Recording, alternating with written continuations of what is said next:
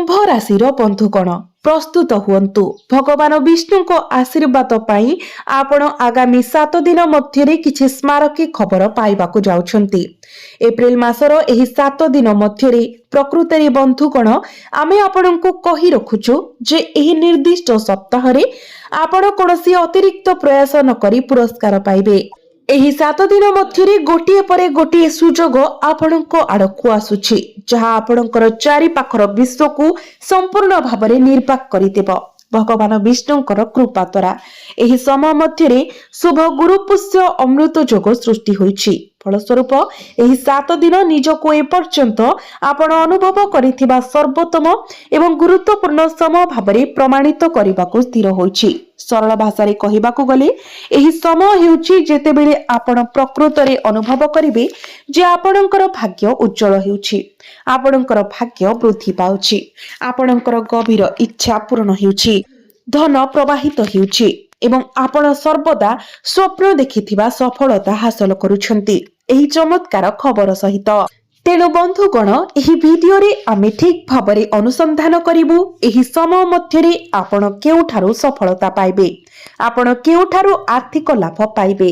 आमे प्रेम संपर्क सहित जड़ित विषय गुड़िक एवं आपणकर स्वास्थ्य क्यारियर एवं व्यवसाय संबंधी विषय गुड़िक उपरे आलोचना करिवु। एही समय आपणको पई कोन रखि थाए यह आपणको पई एक अत्यंत गुरुत्वपूर्ण एवं उत्कृष्ट वीडियो जहा लाभदायक प्रमाणित हेबा निश्चित। जदि आपण एही वीडियो को संपूर्ण भाबरे सुनंती तेबे आपण निश्चित भाबरे बहुत लाभ पाइबे। आपण एथिरु किछि प्रकारर लाभ पाइबार निश्चित। तेणु यह एक गुरुत्वपूर्ण वीडियो होइथिबारु दया करी एहाकु शेष पर्यंत देखंतु, कोनोसी अंश काटिबा किंबा छाड़िबा बिना, कारण यह ग्रह एवं नक्षत्र गुड़िकर गतिविधि उपरे आधार करी आपणक पई स्वतंत्र भाबरे प्रस्तुत करा जायछि। मने रखंतु संपूर्ण वीडियो को कोनोसी बाधा बिना देखंतु। बंधु माने आसंतु वीडियो सहित आगकु बढ़िबा। प्रथमे आपणक पई एक अनुरोध, जदि आपण भगवान विष्णुंकर जने प्रकृत भक्त दया करी वीडियो को लाइक करंतु एवं कमेंट बॉक्स रे जय श्री विष्णु निश्चय लिखंतु। यह करिबा द्वारा भगवान विष्णु आपणकर समस्त इच्छा पूर्ण करिवे एवं आपणकर समस्त प्रयास सुगम भाबरे आगकु बढ़िबो। तेनु बंधुकण समय नष्ट न करी आसंतु आलोचना करिबा जे एही गुरुत्वपूर्ण समय आगामी 7 दिन ब्रह्मांडर रक्षक प्रभु श्री हरि विष्णुंकर आशीर्वाद रे आपणक राशि पई किपरि प्रकाशित हेबो। आसंतु आरंभ करिबा। बंधुगण आपणको जणाइबाकू चाहूछु जे एही निर्दिष्ट समय आपणको पई एक अत्यंत सौभाग्यवान समय प्रमाणित हेबाकू जाउछि। एहा प्रकृतरे एक उत्कृष्ट पर्याय हेबो। एहा व्यतीत एही समय ग्रह संयोजन संपूर्ण भाबरे आपणकर पक्षरे अछि। आपण एही समयर सर्वोत्तम व्यवहार करिबा उचित। एहा प्रदान करुथिबा सुजोग गुड़िकु हाथ छड़ा करंतु नाही एवं एहाकु सम्मानर सहित व्यवहार करंतु। आपण एबे लाभ पाई नूतन सुजोग पाइबाकु जाउछंती एवं आपणकर सम्मुखरे लाभ पाई नूतन रास्ता खोली जिवो। यह सहित आपण जने निकट संपर्कीयଙ୍କ द्वारा आयोजित एक धार्मिक उत्सव रे जोग देबा पाई निमंत्रण पाई पारंती। परिस्थिति एक सकारात्मक परिवर्तन हेबाकु जाउछि। ए पर्यंत आपणଙ୍କ पक्षरे नथिबा जे कोनोसी परिस्थिति एबे आपणଙ୍କ पक्षरे परिणत हेबो। आपण सकारात्मक परिवर्तन देखिबार संभावना अछि। एही समय मध्यरे आपण आपणकर समस्यार समाधान अनुभव करिवे। आपणଙ୍କ पाई अनेक नूतन सुजोग उपलब्ध हेबो। प्रकृतरे आपण अनेक नूतन संभावना पाइबाकू जाउछंती।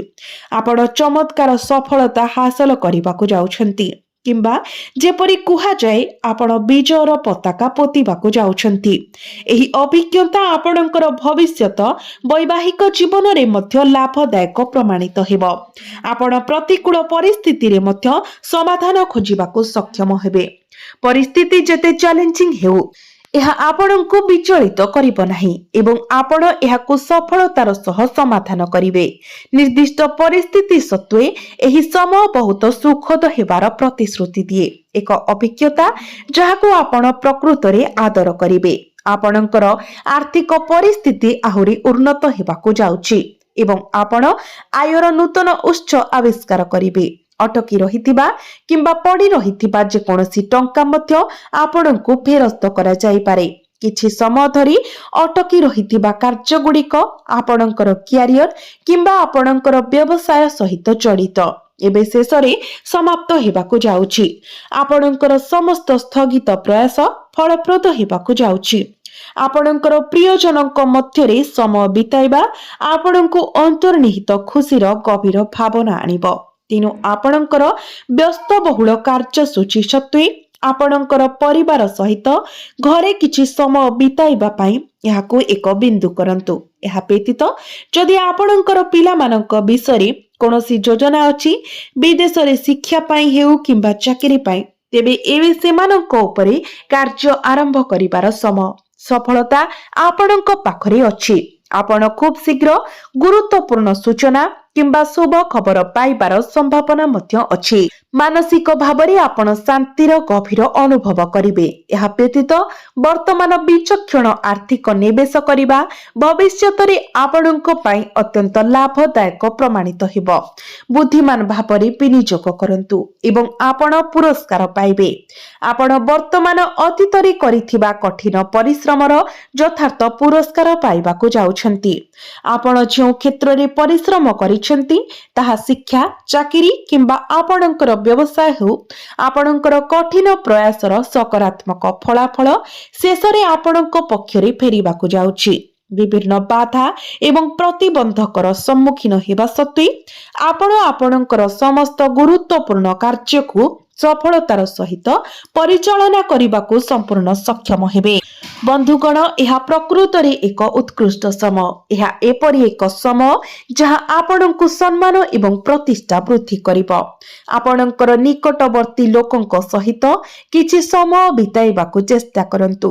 ଏହା କରିବା ଦ୍ୱାରା ଆପଣ ହାଲୁକା ଏବଂ ସମ୍ପୂର୍ଣ୍ଣ ଚାପମୁକ୍ତ ଅନୁଭବ କରିବେ। ଆପଣଙ୍କର ଦୈନନ୍ଦିନ କାର୍ଯ୍ୟ ସହିତ ଆପଣ ବିଭିନ୍ନ ଅନ୍ୟାନ୍ୟ କାର୍ଯ୍ୟକୁ ବହୁତ ସହଜରେ ସମାପ୍ତ କରିପାରିବେ।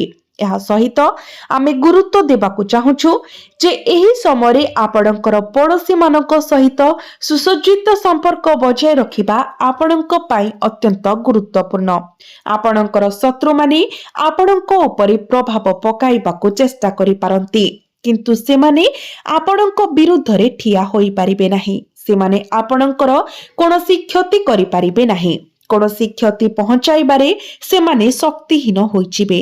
ତଥାପି ବନ୍ଧୁମାନେ, ଗୋଟିଏ କଥା ମନେ ରଖନ୍ତୁ, ବେଳେବେଳେ ଆପଣଙ୍କର ନିଜର ଆକ୍ରମଣାତ୍ମକ ସ୍ୱଭାବ କିମ୍ବା ଅନୁପଯୁକ୍ତ ଆଚରଣ ଏହା ଆପଣଙ୍କ ପାଇଁ ଅସୁବିଧାର କାରଣ ମଧ୍ୟ ହୋଇପାରେ। ତେଣୁ ଆପଣଙ୍କର ଆଚରଣରେ କୋମଳତା ବଜାୟ ରଖନ୍ତୁ। ଆପଣଙ୍କ କଥାକୁ ମଧୁର ରଖନ୍ତୁ ଏବଂ ସଂଯମତା ବଜାୟ ରଖନ୍ତୁ। ଏହା କରିବା ଆପଣଙ୍କ ପାଇଁ ଲାଭଦାୟକ ସାବ୍ୟସ୍ତ ହେବ। ଯେଉଁ କାର୍ଯ୍ୟଗୁଡ଼ିକ ଅନ୍ୟଥା ସମ୍ଭବ ହେବାର ସମ୍ଭାବନା ନଥିଲା, ସେଗୁଡ଼ିକ ମଧ୍ୟ ସଫଳତାର ସହ ସମାପ୍ତ ହେବ। ଏକ ସରଳ ଏବଂ ସ୍ୱଭାବ ପୋଷଣ କରନ୍ତୁ। ଏହା ବ୍ୟତୀତ ଏହା ଏକ ବିଶେଷ ଗୁରୁତ୍ୱପୂର୍ଣ୍ଣ କଥା ଯାହା ଆମେ ଏହି ଭିଡିଓ ମାଧ୍ୟମରେ କହିବୁ। ଆପଣଙ୍କ ଭବିଷ୍ୟତ ସମ୍ବନ୍ଧୀୟ ଯେକୌଣସି କାର୍ଯ୍ୟ ବିଷୟରେ ସେଗୁଡ଼ିକୁ କାହାକୁ ପ୍ରକାଶ ନ କରିବାକୁ ଏକ ସଚେତନ ପ୍ରୟାସ କରନ୍ତୁ। ଆପଣଙ୍କର ଗୁପ୍ତ କଥା କିମ୍ବା ଯୋଜନା ଅନ୍ୟମାନଙ୍କୁ ପ୍ରକାଶ କରନ୍ତୁ ନାହିଁ। ବାସ୍ତବତା ହେଉଛି ଯେ ଆପଣ ବହୁତ ନିର୍ଦ୍ଦୋଷ ଏବଂ ସହଜରେ ପ୍ରଭାବିତ।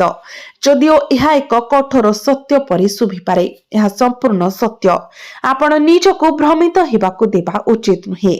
ଆପଣ କେବେ ବି କାହା ସହିତ ଆପଣଙ୍କର ଗୁପ୍ତ କଥା ବାଣ୍ଟିବା ଉଚିତ ନୁହେଁ। ଆପଣ ଯାହା କରିବାକୁ ଚାହୁଁଛନ୍ତି ତାହା ଚୁପଚାପ କରନ୍ତୁ। କେବଳ ଆରମ୍ଭ କରନ୍ତୁ। ଲୋକମାନଙ୍କୁ କହିବାକୁ ଯାଆନ୍ତୁ ନାହିଁ, ମୁଁ ଏହା କରିବାକୁ ଯାଉଛି କିମ୍ବା ତାହା କରିବାକୁ ଯାଉଛି।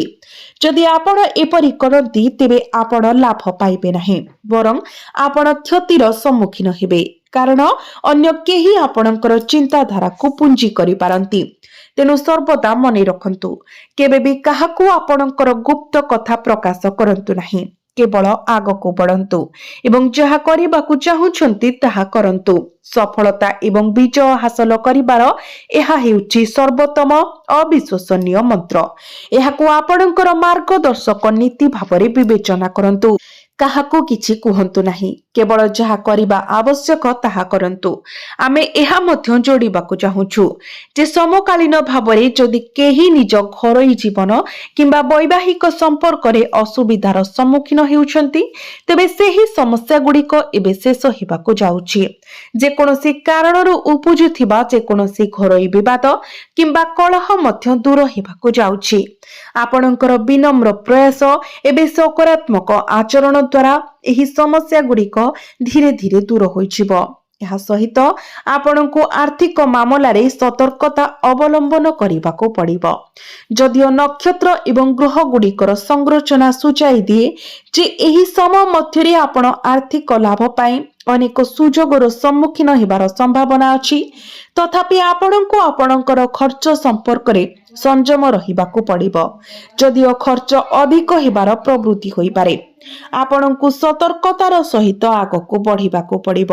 ଆପଣଙ୍କର ଖର୍ଚ୍ଚକୁ ସର୍ବନିମ୍ନ ରଖନ୍ତୁ ଏବଂ ଆପଣଙ୍କର ଆର୍ଥିକ ପରିଚାଳନା କରନ୍ତୁ। ଏବଂ ବର୍ତ୍ତମାନ ଆସନ୍ତୁ ଆମେ ଆପଣଙ୍କର କ୍ୟାରିୟର ଏବଂ ବ୍ୟବସାୟ ସମ୍ବନ୍ଧୀୟ ବିଷୟଗୁଡ଼ିକ ଉପରେ ଆମର ଧ୍ୟାନ ଦେବା। ଆମେ ଆପଣଙ୍କୁ ଜଣାଇ ଖୁସି ହେଉଛୁ ଯେ ଏହି ସମୟରେ ଆପଣଙ୍କର ବ୍ୟବସାୟରେ ଗୁରୁତ୍ୱପୂର୍ଣ୍ଣ ଲାଭ ଆଣିବା ପାଇଁ ନକ୍ଷତ୍ର ଗୁଡ଼ିକ ସମାନ ଅଛନ୍ତି। ସମୟ ଅନୁକୂଳ। ବୃତ୍ତିଗତ ଦୃଷ୍ଟିକୋଣରୁ ଆପଣ ଲାଭ ପାଇବେ। ଅଟକି ରହିଥିବା ପ୍ରକଳ୍ପ ଗୁଡ଼ିକ ଗତିଶୀଳ ହେବ। ଆପଣଙ୍କର କର୍ମଚାରୀମାନେ ମଧ୍ୟ ଆପଣଙ୍କୁ ପୂର୍ଣ୍ଣ ସହଯୋଗ କରିବେ। ଏହା ବ୍ୟତୀତ ବର୍ତ୍ତମାନ ବେତନଭୋଗୀ ଚାକିରି କରୁଥିବା ବ୍ୟକ୍ତିମାନେ ସେମାନଙ୍କର ଇଚ୍ଛାକୃତ ପଦୋନ୍ନତି ପାଇପାରନ୍ତି। ଦରମା ବୃଦ୍ଧିର ମଧ୍ୟ ସୂଚନା ଅଛି। ବନ୍ଧୁଗଣ, ଏହି ସମୟ ମଧ୍ୟରେ ସ୍ଥାନ ପରିବର୍ତ୍ତନ କିମ୍ବା ସ୍ଥାନାନ୍ତର ହେବାର ସମ୍ଭାବନା ଅଛି। ଯଦି ଆପଣ ସ୍ଥାନାନ୍ତର ସମ୍ବନ୍ଧୀୟ କୌଣସି ବିଷୟ ଉପରେ ଧ୍ୟାନ ଦେଉଛନ୍ତି, ତେବେ ନିଶ୍ଚିତ ଭାବରେ ଆପଣଙ୍କର ଉପରିସ୍ଥ ଅଧିକାରୀଙ୍କ ସହିତ ପରାମର୍ଶ କରନ୍ତୁ। ଆପଣ ଏହି ପ୍ରୟାସରେ ସଫଳତା ପାଇବାର ସମ୍ଭାବନା ଅଛି ଏବଂ ସ୍ଥାନାନ୍ତର ପ୍ରକୃତରେ ହୋଇପାରିବ। ଯେଉଁମାନେ ବର୍ତ୍ତମାନ ବେକାର ଅଛନ୍ତି, ସେମାନେ ଚାକିରି ସୁଯୋଗ ସମ୍ପର୍କରେ ଶୁଭ ଖବର ପାଇପାରନ୍ତି। ଯଦି ଆପଣ ସମ୍ପ୍ରତି ଚାକିରି ସାକ୍ଷାତକାର ପାଇଁ ଆସିଛନ୍ତି କିମ୍ବା ପ୍ରତିଯୋଗିତାମୂଳକ ପରୀକ୍ଷା ଦେଇଛନ୍ତି, ତେବେ ଫଳାଫଳ ଆପଣଙ୍କ ପାଇଁ ଅନୁକୂଳ ହେବାକୁ ଯାଉଛି। ଆଗାମୀ ସମୟ ଆଶାଜନକ ଦେଖାଯାଉଛି। ଫଳସ୍ୱରୂପ ଆପଣଙ୍କର ଆର୍ଥିକ ସ୍ଥିତି ମଜବୁତ ହେବ ଏବଂ ଆପଣ ଧନ ଅର୍ଜନ କରିବାର ସୁଯୋଗ ପାଇବେ। ଆପଣଙ୍କ ଘର ଏବଂ ପରିବାର ମଧ୍ୟରେ ଆନନ୍ଦ ଏବଂ ସମନ୍ୱୟର ବାତାବରଣ ବିରାଜମାନ କରିବ। ଏହାକୁ ଆପଣଙ୍କ ପାଇଁ ଏକ ଉତ୍କୃଷ୍ଟ ପର୍ଯ୍ୟାୟ ଭାବରେ ବର୍ଣ୍ଣନା କରାଯାଇପାରେ। ଏହା ସହିତ ନିର୍ମାଣ କିମ୍ବା ରିଅଲ ଇଷ୍ଟେଟ କ୍ଷେତ୍ର ସହିତ ଜଡ଼ିତ ଲୋକଙ୍କ ପାଇଁ ଏହା ଏପରି ଏକ ସମୟ ଯେତେବେଳେ ଆପଣ ଯଥେଷ୍ଟ ଲାଭ ପାଇବା ଆରମ୍ଭ କରିବେ। ତଥାପି ଆପଣଙ୍କର ଗୁରୁତ୍ୱପୂର୍ଣ୍ଣ ଫାଇଲ ଏବଂ ଡକୁମେଣ୍ଟ ଗୁଡ଼ିକୁ ସୁରକ୍ଷିତ ରଖି ସତର୍କତା ଅବଲମ୍ବନ କରନ୍ତୁ, କାରଣ ସେଗୁଡ଼ିକ ଭୁଲ ସ୍ଥାନରେ କିମ୍ବା ଚୋରି ହେବାର ଆଶଙ୍କା ରହିଛି। ବିଶେଷ କରି ଯୁବପିଢ଼ି ଧ୍ୟାନ ଦେବା ଉଚିତ। ଆପଣଙ୍କର କ୍ୟାରିୟର ପ୍ରତି ଗମ୍ଭୀର ରୁହନ୍ତୁ ଏବଂ ଆପଣଙ୍କର ସମୟ ନଷ୍ଟ କରନ୍ତୁ ନାହିଁ, କିମ୍ବା ଆପଣଙ୍କର କ୍ୟାରିୟର ସମ୍ବନ୍ଧୀୟ ଯୋଜନା ଗୁଡ଼ିକ ବିଷୟରେ ସତର୍କତାର ସହ ଚିନ୍ତା କରନ୍ତୁ ଏବଂ ଆଗକୁ ବଢ଼ନ୍ତୁ। ଗ୍ରହ ନକ୍ଷତ୍ର ମାନେ ବର୍ତ୍ତମାନର କ୍ରମାନୁସାରେ ସମ୍ପୂର୍ଣ୍ଣ ଆତ୍ମବିଶ୍ୱାସର ସହିତ ମୁଁ କହିପାରିବି ଯେ ବର୍ତ୍ତମାନ ସଫଳତା ପାଇବାରୁ ଆପଣଙ୍କୁ କେହି ବି ରୋକିପାରିବେ ନାହିଁ। ଏହା ଆପଣଙ୍କର ସଫଳତା ପାଇବାର ସମୟ, ତେଣୁ ଏହାକୁ ସର୍ବାଧିକ ଉପଯୋଗ କରନ୍ତୁ ଏବଂ ଏହି ସୁବର୍ଣ୍ଣ ସୁଯୋଗକୁ ଆପଣଙ୍କର ହାତରୁ ଖସିଯିବାକୁ ଦିଅନ୍ତୁ ନାହିଁ।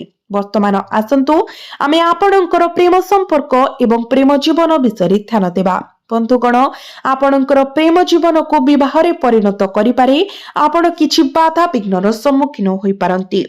ଯଦି ଆପଣ କାହାକୁ ପ୍ରେମ କରୁଛନ୍ତି ଏବଂ ବିବାହ ବନ୍ଧନରେ ବାନ୍ଧି ହେବାକୁ ଚାହୁଁଛନ୍ତି, ତେବେ ଆପଣଙ୍କର ରାସ୍ତାରେ କିଛି ବାଧା ଆସିପାରେ। ତଥାପି ସମୟ ସହିତ ଆଗକୁ ବଢ଼ିବା ଉଚିତ। ପରିସ୍ଥିତି ଶେଷରେ ଆପଣଙ୍କର ସପକ୍ଷରେ ବଦଳିଯିବ। ଏହା ବ୍ୟତୀତ ଯଦି ଆପଣଙ୍କର ଜୀବନସାଥୀଙ୍କ ମଧ୍ୟରେ କୌଣସି ମତଭେଦ କିମ୍ବା ଦ୍ୱନ୍ଦ୍ୱ ଲାଗି ରହିଛି, ତେବେ ଆପଣ ଏବେ ଏଥିରୁ ମୁକ୍ତି ପାଇବା ପାଇଁ ଯାଉଛନ୍ତି। ଏହି ସମସ୍ୟା ଗୁଡ଼ିକ ସର୍ବନିମ୍ନ ପ୍ରୟାସରେ ସମାଧାନ ହୋଇଯିବ। ଏବଂ ଆପଣଙ୍କର ସମ୍ପର୍କରେ ସମନ୍ୱୟ ପୁନଃ ସ୍ଥାପିତ ହେବ। ତଥାପି ଆପଣ ପରସ୍ପର ସହିତ ଝଗଡ଼ା ଏଡ଼ାଇବାକୁ ଚେଷ୍ଟା କରିବା ଉଚିତ, କାରଣ ଏହିପରି ବିବାଦ ଗୁଡ଼ିକ ସମ୍ପୂର୍ଣ୍ଣ ପରିବାର ପରିବେଶ ଉପରେ ଏକ ନକାରାତ୍ମକ ଛାଇ ପକାଇଥାଏ। ଆପଣଙ୍କର ପ୍ରେମ ସମ୍ପର୍କକୁ ପୁନର୍ଜୀବିତ କରିବା ପାଇଁ ଦ୍ୱନ୍ଦ୍ୱ ଏବଂ ଯୁକ୍ତିତର୍କର ଅନ୍ତ କରନ୍ତୁ, ପରସ୍ପରକୁ ସମର୍ଥନ କରନ୍ତୁ ଏବଂ ସବୁକିଛି ଠିକ୍ ହୋଇଯିବ। ଏହା ବ୍ୟତୀତ ଆମେ ଉଲ୍ଲେଖ କରିବାକୁ ଚାହୁଁଛୁ ଯେ ଆପଣ ଆପଣଙ୍କର ପିଲାମାନଙ୍କ ସମ୍ବନ୍ଧୀୟ ସମସ୍ୟାଗୁଡ଼ିକୁ ନେଇ ଆପଣଙ୍କର ଜୀବନସାଥୀଙ୍କ ସହିତ କିଛି ଛୋଟ ଘୃଣା ଅନୁଭବ କରିପାରନ୍ତି। ତେଣୁ ଆପଣଙ୍କର ବ୍ୟସ୍ତ କାର୍ଯ୍ୟସୂଚୀ ମଧ୍ୟରେ ଆପଣଙ୍କର ପରିବାର ପାଇଁ କିଛି ସମୟ ବାହାର କରନ୍ତୁ। ଆପଣଙ୍କର ଘର ଏବଂ ପାରିବାରିକ ଜୀବନ ପାଇଁ ସମୟ ଉତ୍ସର୍ଗ କରନ୍ତୁ। ଏକ ସକାରାତ୍ମକ ଦୃଷ୍ଟିରେ ଆପଣଙ୍କର ପ୍ରେମ ସମ୍ପର୍କ ଦୃଢ଼ ରହିବ ବୋଲି ଆଶା କରାଯାଏ ଏବଂ ଆପଣ ଆପଣଙ୍କର ଇଚ୍ଛା ଅନୁସାରେ ଫଳାଫଳ ହାସଲ କରିବେ। ଏବେ ସ୍ୱାସ୍ଥ୍ୟ ବିଷୟ ଗୁଡ଼ିକ ପ୍ରତି ଧ୍ୟାନ ଦେବା। ଆସନ୍ତୁ ଆମେ ଆପଣଙ୍କୁ ନିଶ୍ଚିତ କରି ଆରମ୍ଭ କରୁ ଯେ ଏହି ସମୟ ମଧ୍ୟରେ ଆପଣଙ୍କର ଶାରୀରିକ ସୁସ୍ଥତା ଉତ୍କୃଷ୍ଟ ହେବ। ଆପଣଙ୍କୁ କୌଣସି ସ୍ୱାସ୍ଥ୍ୟ ସମ୍ବନ୍ଧୀୟ ଚିନ୍ତା ରଖିବାକୁ ପଡ଼ିବ ନାହିଁ। ତଥାପି ଯଦି ଆପଣଙ୍କର ଦୈନନ୍ଦିନ କାର୍ଯ୍ୟସୂଚୀ ବର୍ତ୍ତମାନ ଅନିୟମିତ କିମ୍ବା ଅବ୍ୟବସ୍ଥିତ, ତେବେ ଆପଣଙ୍କୁ ଏହାକୁ ସଂଶୋଧନ କରିବା ପାଇଁ ପଦକ୍ଷେପ ନେବା ଉଚିତ। ଯଦି ଆପଣଙ୍କର ଦୈନନ୍ଦିନ କାର୍ଯ୍ୟସୂଚୀ ସମନ୍ୱୟ ବାହାରେ ଅଛି, ତେବେ ଏହାକୁ ପୁନର୍ବାର କ୍ରମାନୁସାରେ ଆଣନ୍ତୁ। ଆପଣଙ୍କର ସକାଳର କାର୍ଯ୍ୟସୂଚୀରେ ପ୍ରାଣାୟାମ ସାମିଲ କରନ୍ତୁ, ଯୋଗାସନ ଅଭ୍ୟାସ କରନ୍ତୁ। ପ୍ରତ୍ୟେକ ଦିନ ଆପଣ କିଛି ସମୟ ଚାଲିବାକୁ ଯାଆନ୍ତୁ କିମ୍ବା ବୁଲାବୁଲି କରନ୍ତୁ। ଯେତେ ପାରିବେ ନିଜକୁ ଚାପମୁକ୍ତ ରଖିବାକୁ ଚେଷ୍ଟା କରନ୍ତୁ। ଆପଣ ଅଯଥା କଥା ଚିନ୍ତା କରନ୍ତୁ ନାହିଁ କିମ୍ବା କୌଣସି କଥା ବିଷୟରେ ଅଧିକ ନକାରାତ୍ମକ ଭାବନ୍ତୁ ନାହିଁ। ପ୍ରତ୍ୟେକ ଦିନ କିଛି ସମୟ ଯୋଗ ଏବଂ ଶାରୀରିକ ବ୍ୟାୟାମ ପାଇଁ ଉତ୍ସର୍ଗ କରନ୍ତୁ। ଏହା କରିବା ଦ୍ୱାରା ଆପଣ ଗଭୀର ସୁସ୍ଥତା ଅନୁଭବ କରିବେ, ଚାପମୁକ୍ତ ରହିବେ ଏବଂ ଅସୁସ୍ଥତା ବିରୁଦ୍ଧରେ ସୁରକ୍ଷିତ ରହିବେ। ତେଣୁ ଆପଣଙ୍କର ସ୍ୱାସ୍ଥ୍ୟ ପାଇଁ କିଛି ସମୟ ନିର୍ଦ୍ଦିଷ୍ଟ ଭାବରେ ରଖନ୍ତୁ ଏବଂ ନିଜେ ହିଁ ନିଜର ସ୍ୱାସ୍ଥ୍ୟ ପ୍ରତି ଯତ୍ନଶୀଳ ହୁଅନ୍ତୁ। ଏହା ସମ୍ପୂର୍ଣ୍ଣ ଭାବରେ ଆପଣଙ୍କର ନିଜସ୍ୱ ଲାଭ ପାଇଁ। ତେବେ ବନ୍ଧୁମାନେ, ଆମେ ସମାନ ଗୁରୁତ୍ୱପୂର୍ଣ୍ଣ ଅନ୍ତର୍ଦୃଷ୍ଟି ପ୍ରଦାନ କରୁଥିବା ଆମର ପରବର୍ତ୍ତୀ ଭିଡିଓରେ ପୁଣି ଥରେ ଭେଟିବୁ। ସେ ପର୍ଯ୍ୟନ୍ତ ଧନ୍ୟବାଦ।